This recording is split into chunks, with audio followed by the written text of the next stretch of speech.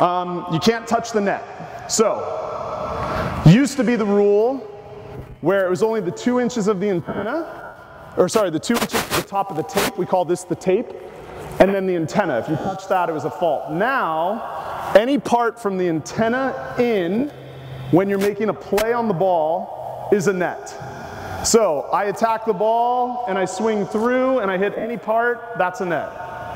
I swing, I hit the ball here, and I land, and I turn my shoulder, and I hit the net, and I run, that is not a net. I'm not playing the ball. I'm going away from the ball, actually. So you wouldn't call that a play on the ball. This happens sometimes where you hit a ball, and you fall back, and you come into this, outside of the antenna, not a net. You can hit this and this cord as much as you want. You can run under as long as you don't go on their court. But if you make contact with someone over there, that is a fault. And I have seen players purposely make a little contact. So that is the net situation. Any questions on that? You can't have a double fault where both players net at the same time. So they'll double fault, point to each player, indicate a replay, replay the point. Love volleyball because it's one of the only sports that has a replay. Special circumstances for girls' hair? So hair is not a net.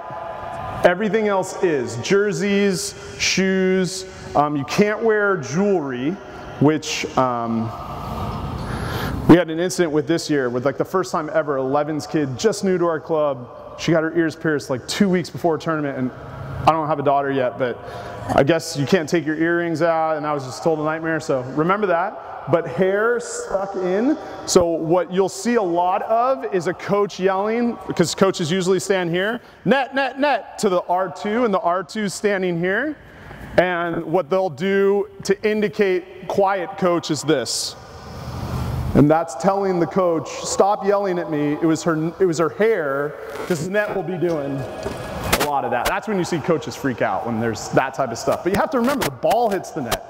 And a lot of times the R1 up top, you'll see me, I do this all the time, net, net, net, and he won't even look at me, he'll just do this. He'll continue watching the game, and he'll put a ball shape in his hand, indicating it was the ball that hit the top of the tape and is rattling the whole thing.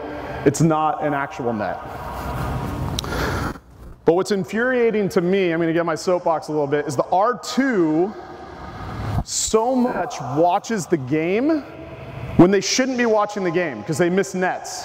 They should just be standing doing this and like ignoring everything else and just bouncing back and forth. And when I catch R2s looking over here and then I see the net bouncing, I usually yell at them nicely and appropriately.